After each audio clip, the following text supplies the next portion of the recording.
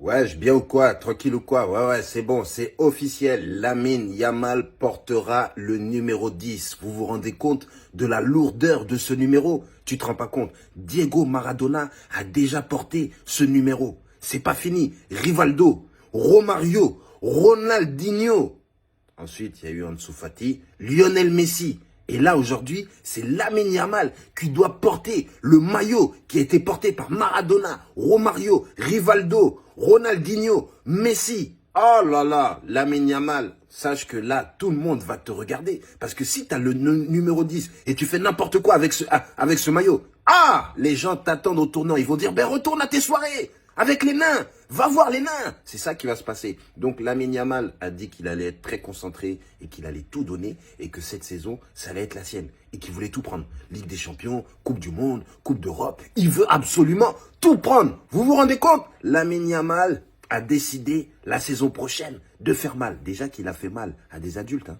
Ouais, il était mineur. Il a dribblé des adultes. Il leur a fait des trucs mais qui n'étaient pas pour les mineurs. Et là, maintenant, il est adulte. Donc, qu'est-ce qu'il va faire? C'est ça, il continue de grandir. Il fait 1 mètre combien là? 90. Lamine Yamal, oh là là, le mec qui fait un post et vas-y, tout le monde commence à liker et tout, nana. C'est pour ça que j'en parle. Regarde, dès que je parle de Lamine Yamal, vous êtes tous là. Ouais, ça y est, et le petit, il vous donne du travail, le petit, il vous donne du travail. Mais toi aussi, tu regardes. Tu regardes tout ce que Lamine Yamal, il poste. Mais oui, tu aimes bien. Tu voulais aller à sa soirée avec les petits nains.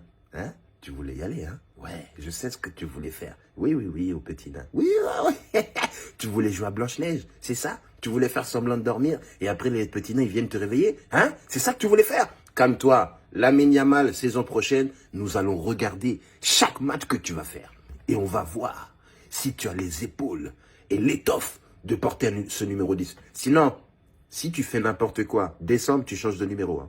T'as compris? Tu prends un autre numéro. Tu prends le 4 ou j'en sais rien, change de numéro, direct. Ou bien tu mets 100, tu rajoutes un 0. Comme ça, on se dit, bon, tranquille.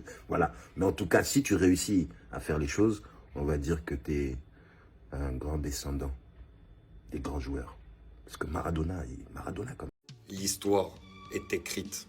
L'histoire est désormais en marche. Regardez.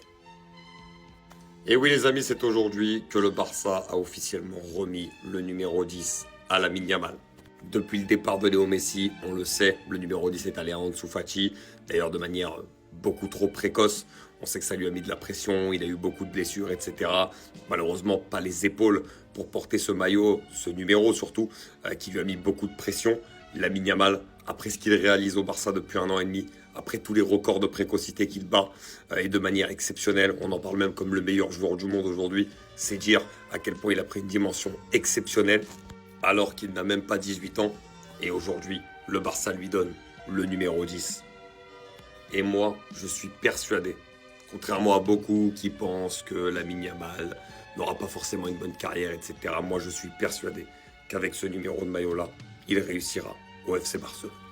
Le numéro 10, surtout au Barça, Messi, Ronaldinho avant lui, a été donné à des immenses légendes du club, mais surtout à des joueurs qui procurent, émotionnent, frissonnent et sensationnent sur le terrain. Et aujourd'hui, s'il y a bien un joueur qui représente ça au FC Barcelone, c'est bien Lamine Yamal. Donc pour moi, le 10 lui revient de droit. Et s'il veut justement montrer que même jeune, il est capable d'avoir des responsabilités, comme il l'a montré cette saison, c'est le numéro qui lui convient parfaitement pour endosser ce rôle. On peut comprendre que le mariage ne se termine vraiment jamais et que ce qui a parfaitement fonctionné en Argentine depuis pas mal d'années va pouvoir peut-être se recréer du côté de l'Inter Miami. Alors pour l'Inter Miami, c'est un énorme coup. Au-delà du fait que ce soit deux pôles avec Messi, ils ont pas mal de problèmes au milieu de terrain, mais là tu récupères un mec quand même qui a 31 ans et qui a encore un très très haut niveau. Donc pour l'Inter Miami, le coup est vraiment parfait. Par contre, les autres questions qu'on peut se poser, c'est pour De Paul. Est-ce qu'à 31 ans, il fallait partir tout de suite dans un championnat un peu plus exotique? Pour moi, non, pas forcément, parce qu'il avait encore le niveau. Il a encore le niveau. Maintenant, on sait qu'il va aller à l'Inter Miami où il y a Messi, donc la visibilité, il va l'avoir. Est-ce que, parce que malgré tout, ce n'est pas Messi, hein, donc est-ce que le sélectionneur de l'Argentine va quand même le prendre en compte pour l'appeler lors de la prochaine Coupe du Monde. C'est ce que j'espère pour lui. Surtout que c'est un soldat de Scaloni, donc je pense que dans tous les cas, Scaloni ne tiendra pas forcément ça en compte et le prendra si ses performances sont toujours bonnes à Miami. Donc voilà, peut-être un peu de doute sur le choix lui-même du joueur.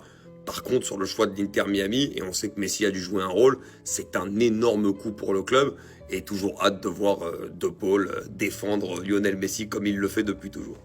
On l'avait vu à la Coupe du Monde des clubs, c'est désormais officiel. Kolo Touré sera bien l'adjoint de Pep Guardiola.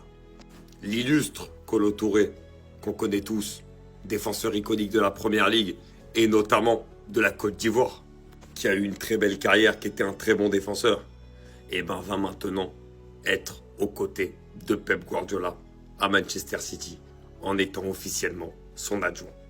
Mais les adjoints de Pep Guardiola, on connaît leur histoire. Que ce soit Tito Villanova à l'époque au Barça, paix à son âme, qui a repris le Barça après le départ de Pep Guardiola. Que ce soit Mikel Arteta, adjoint de Pep Guardiola à ses débuts à City, aujourd'hui entraîneur d'Arsenal.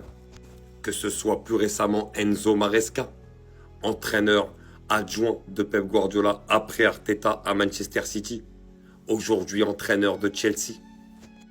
Et si Kolo Touré, qui va être l'adjoint de Pep Guardiola, serait destiné à une future grande carrière d'entraîneur? C'est largement possible.